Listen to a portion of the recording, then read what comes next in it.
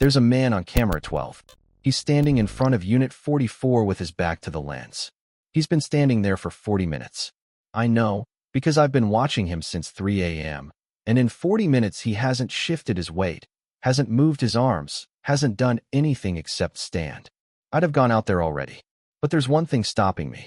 The gate log says nobody has entered this facility in 6 days. And Unit 44? Unit 44 is rented to no one. It always has been. If stories like this keep you up at night, subscribe. Now, back to the monitors. Let me back up, but not far. Just to my first week. StoreSafe Self Storage. 11 acres of gravel, 4 rows of orange roll-up doors, 1 automatic gate, and a heated office where I watched 16 camera feeds from midnight to 8 for $12 an hour. The day manager, Dale, trained me in 1 afternoon. His entire security philosophy was 1 sentence. If somebody cuts the fence, call the cops. Everything else can wait for morning. It took me exactly 6 nights to find the thing that couldn't wait for morning. I was learning the cameras, and camera 12 bothered me. Row D, the back corridor. Every other row had traffic. People are strange about storage units. They show up at 2 a.m., they sit in them with the door half open. But row D was still. No visitors. No tire ruts in the gravel. So one slow night, I counted the doors on camera 12. 13 orange doors. Then I pulled up the rental database for row D. Units 40 through 52, all rented, all auto-pay, years of perfect payments. And the list went 42, 43, 45, 46. There was no Unit 44. Not vacant. Not under maintenance. The number wasn't in the system, as if the software had been built for a facility where 43 and 45 were neighbors. But I was looking at 13 doors. The database said 12. I asked Dale about it in the morning. He was pouring coffee, and he stopped pouring. Corporate merged 2 units back in the day, he said. Numbering never got fixed. Don't worry about row D. Then he changed the subject. 2 nights later, there was a folder on the office desk with my name on a sticky note. No explanation. Inside was a single printed sheet. Old, photocopied so many times the letters had gone furry. At the top, row D, night staff. Below it, 3 rules. 1. Do not walk row D between 3 and 4 a.m. 2. If the light comes on, do not turn the camera. Let it see the door. 3. If you see the renter, do not open the gate for him. He does not use the gate. I read that 3rd rule maybe 30 times. If you see the renter. Unit 44 was rented to no one. It wasn't even a number in the computer, and someone, years ago, had needed a rule about meeting him. I should have quit that morning. But $12 an hour is $12 an hour, and I told myself it was a prank they pulled on new hires. The facility had other ideas about convincing me. First, it was the motion log.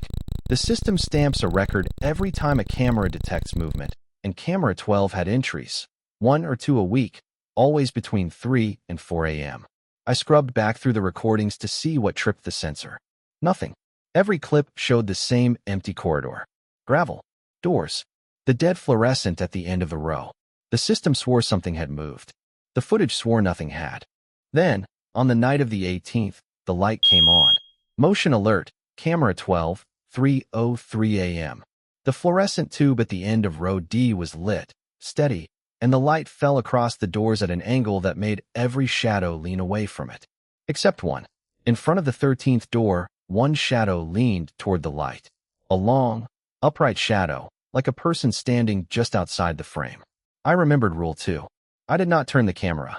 I let it see the door. I watched that shadow for 6 minutes. Then the tube went dark, and the shadow went with it. No person on any of the other 15 feeds. The gate hadn't opened in 4 days. The rules stopped feeling like a prank. And fear does something strange when it soaks too long. It turns into routine. Some nights the light came on. The shadow leaned. I followed the rules, and the nights passed, and I told myself the rules were the whole story. Then, in my 4th month, the man appeared. 3:07 a.m. No motion alert. That's the first thing I can't get past. The sensor that tripped for empty gravel said nothing about him.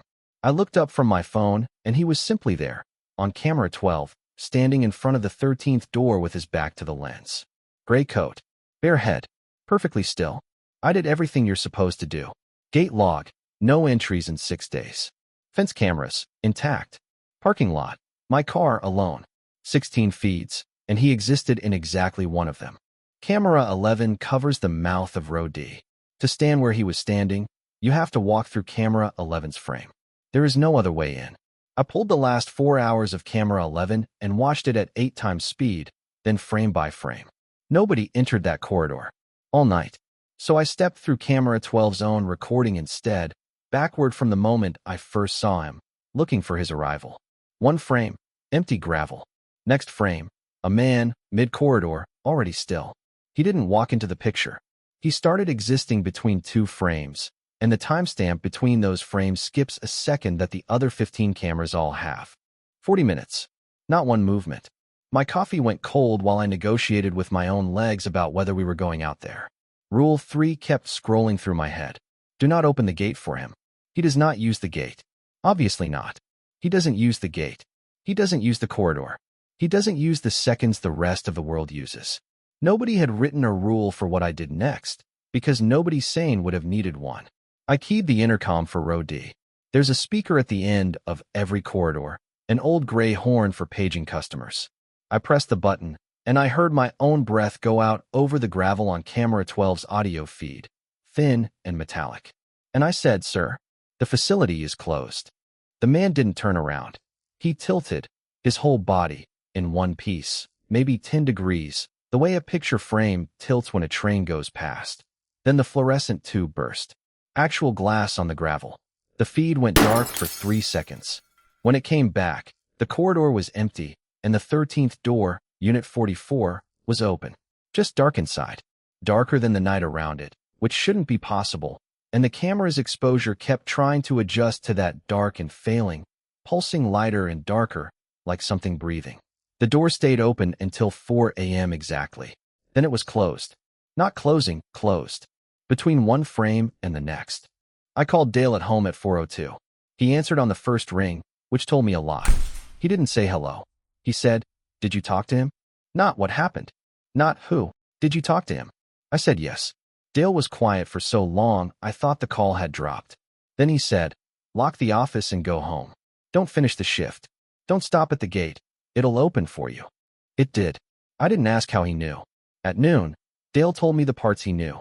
Unit 44 had been sealed in 1998. Welded, he said, not locked, after a renter's paperwork turned out to be signed in the name of a man who had died owning that plot of land before the facility was built. They erased the number from the system. Every few years, the unit took an interest in a night worker. The rules kept the interest from becoming an invitation. "You answered him," Dale said. "That's halfway to an invitation. So we're moving you to days, and you're going to be fine." He said, "You're going to be fine," the way people say it to themselves. I worked days for 3 more weeks. Days were fine. But here's why I'm telling this story, and why I finally quit. Not the storage job, the town. On my last night in my apartment, 3 miles from the facility, I woke at 3:07 a.m. No sound woke me. I just surfaced, the way you do when someone's watching you. My bedroom door was closed like always. And along the bottom edge of the door, from a hallway where every light was off, there was a strip of light. Flickering. Fluorescent.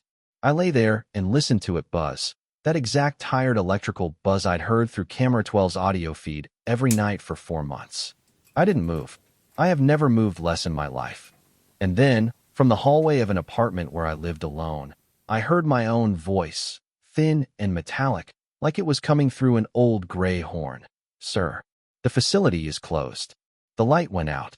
I moved out 9 days later, and I left the state, and I don't rent storage units, and I never will. Because Dale was wrong about one thing. It wasn't halfway to an invitation. It was an address. Some doors are numbered so we can find them. And some numbers are removed so nothing can find us. If this story kept you watching until the end, subscribe. There's a new one every week.